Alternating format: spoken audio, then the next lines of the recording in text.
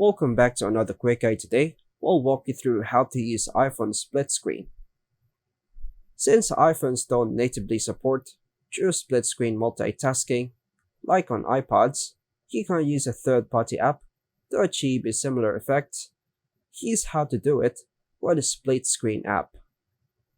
First, install an app like Split Screen, Dual Window, or Split Screen View from the App Store. Next, launch the installed app from your home screen, then tap Allow. Next, choose the layout. Choose a split screen layout to divide your screen into two sections by pressing and holding to start dragging the split screen.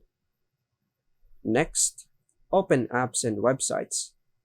In each section, open the app or web page you want to use by tapping on the app. Most apps support web browsing or native app integrations.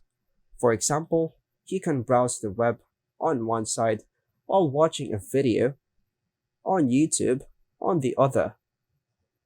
Next, adjust sizes. Drag the divider between the two sections to adjust the size of each window. For example, I want to make the YouTube browser bigger. And that's all for now, folks. Thanks for watching.